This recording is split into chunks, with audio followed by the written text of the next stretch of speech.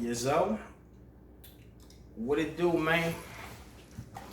I just finished listening to Juvenile's new song, right? He got a remake to his classic, Back That Thing Up, but he changed it around to Vax That Thing Up. It's supposed to be a pro-COVID song to help black people go out there and get the vaccine, become part of the Go Along, Get Along gang. Yeah, so he redid it. And I guess once you hear it, you're supposed to go dance your way down to a clinic and stick a needle in your arm because, do your part, right? And, he did the song and, he's getting a lot of praise for it. A lot of praise for it on Twitter. That's the only people that are praising it. Everybody else is laughing at him. Yeah, it's a joke. It's an absolute joke. But he got the bag, though. He's getting to the bag, and that's the only thing that matters in this day and age, right? Just get to a bag, no matter what you're doing. Duffel bag full of 20s, or a little satchel that you wear around, a little man purse with a bunch of $100 bills in it. Let's get to a bag. So mission accomplished.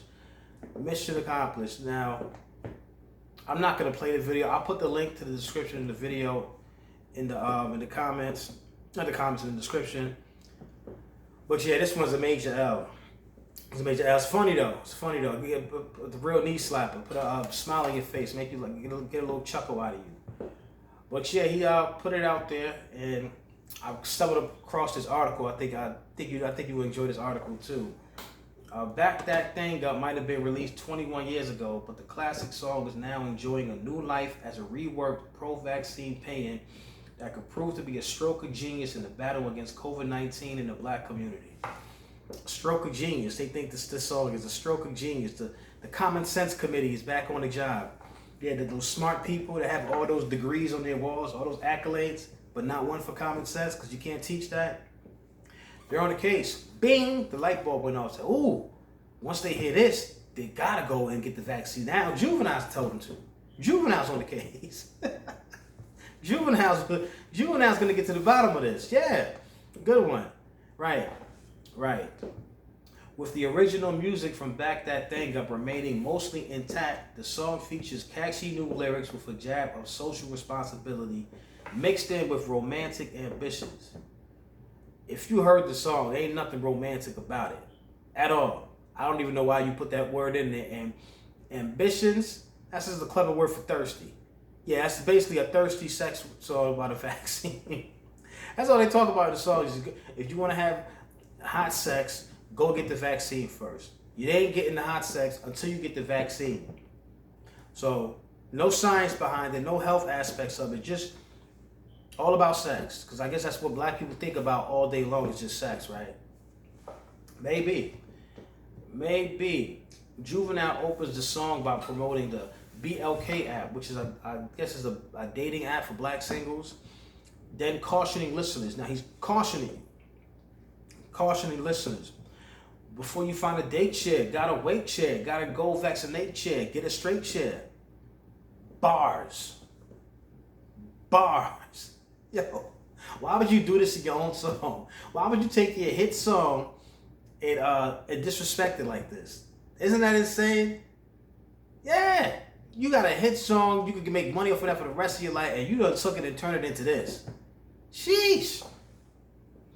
In the song's second verse, Manny Fresh adds, girl, you can be the queen after quarantine. We can meet up at the spot and we can do the thing. It's old ass lyrics. It's old ass little punchlines. We can do the thing, yeah. While Mia X counsels the ladies. Mia X, she's a old school rapper from back in that time too, late 90s. While Mia X counsels the ladies. Now she's talking to the ladies now. If you want to get sticky and hot, then go and get the shot. That's the counsel. That's sound advice. That's sound advice. That's poetry right there. Ladies, you listening? That's what you should be doing. You want to get sticky and hot, go get the shot. Woo, boy. By Wednesday morning, the video was trending on Twitter with reactions of almost universal praise, from everyday users to even a Harvard epidemiologist. Ooh. A Harvard epidemiologist. Why even? What was the point of putting that part in? And you couldn't just say everybody liked it. You had to throw in everyday users and then add a separate category for a Harvard epidemiologist. Like there's some kind of accolade. I guarantee there's a Rite Aid pharmacist that knows way more about epidemiology than this Harvard person does. Trust me. But yeah, they get a lot, get a lot of praise because apparently, what the issue is that young black people aren't getting the vaccine like they've been told to, and they're scratching their heads about it. They don't get it. They don't understand. Why come they're not listening to us? We're reaching out to them. We're getting the athletes. We're getting their favorite sports stars to do it. Now we're getting their rappers to do it. We're getting the celebrities to do it. Why are they still not listening? So they came up with this a theory. They even gave us a theory as to why black people aren't taking the young ones. They said it's because it's a distrust in the government due to the Tuskegee experiments. Now you go find me 10 young black people right now that know anything about the Tuskegee experiments. I'll wait. That's not the reason why they're not taking the vaccine. They made up with that little clever excuse to make themselves feel better, because they don't know why. They just don't think that people are capable of making their own decisions. They think that if you're not taking the vaccine, that means somebody is in your mind like this, feeding you bad information, because that's their job.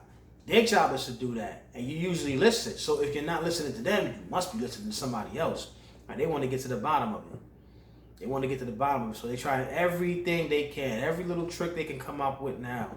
And this actually is offensive, because this is you do this for children, right? When a child doesn't want to take their medicine, or they don't want to eat their vegetables, or they don't want to go to sleep on time, you come up with a little song with a Barney character. Hey, go to sleep. You know what I'm saying? And the kids will be dancing and bopping along, and they wind up eating the carrot, or they'll take the medicine, or they'll go to sleep. That works for kids. With grown-ass adults, like what is that? What is that? And you get Juvenile. Of all people, Juvenile. This man hasn't had a hit like 30, like 15 years. And you bring about the woodworks. Oh my goodness. I can't believe he did that to himself. And like I said, they think Twitter, they think because Twitter likes it, it's gold. The stamp of approval is sealed. They still don't realize that Twitter is not the world. It's only their world. Twitter is only for the elitists and the academias and celebrities and influencers and athletes. That's not a real world. Most of the world isn't even on Twitter, or the country. They're not on Twitter. They don't even care about Twitter. So they think that's the real world. And once again, they fall flat on their face, flat on their face. Because a week go by, they're gonna be like, that's weird. Thought that would work. Twitter said it would. Twitter liked it. And nothing's gonna change. It's just offensive at this point. I remember last month Joe Biden came up with a new initiative to get people on board with the vaccine. He was gonna get thousands of barbershops and hair shops and nail salons on board, and gonna open up little pop-up shops, and you can go get your hair cut and the vaccine at the same time. And it's like, we just can't go where everybody else is going. What do you think? We can't get there? We're not being informed enough. We don't have access to information. Like, why do we have to go to a barbershop and go get a shot? Or these companies are putting out fries and burgers and for a shot in your arm. McDonald's, they're getting in the game. Open up pop-up shops in Sacramento where you get a free menu item for a vaccine shot. Like, you act like just taking the vaccine, like that's just like there's no health risk at all behind it. I'm supposed to risk my health and my life maybe for a double cheeseburger. Now either they have no respect for us, or they just think they know us so well that we'll just, whatever they say, we're just gonna do it. We're just gonna go along with it. We're not gonna question it. Yeah, it's really bothering them. It's really bothering them because they think they have us under control. Because for the most part they do, but it just seems like for this, they don't know why we're not listening to them. And on top of that, when has the government ever had your best interest for you? When did the government become your homie? Why is it right now we're so willing to just listen to everything they're saying? It doesn't make any sense. If you don't want to take the vaccine, don't take it. Don't let these little corny ass goofy antics change your mind, which I don't think anybody's going to take this serious and say, you know what? Juvie's right. Let me go get that vaccine now. Let me stop playing around. Let me just, be a good go along, get along. Them days is over. It's too obvious. You guys are using old ass antics, old ass tricks that probably worked once upon a time. It ain't working anymore. It's not. People were hip to it. People were laughing at it. You got to, I don't know what you guys got to do. And then on top of that, they're talking about giving you a third dose. Where'd that come from? A third one? So if you got the first two, I thought that was good enough. Now you might need another one. Yeah. You keep playing with, you keep putting these concoctions in your arms. And one day when you can't feel nothing, maybe you'll understand why. But anyway, like, comment, subscribe, like, comment. I hate being woke. That's my burden. And I'm out.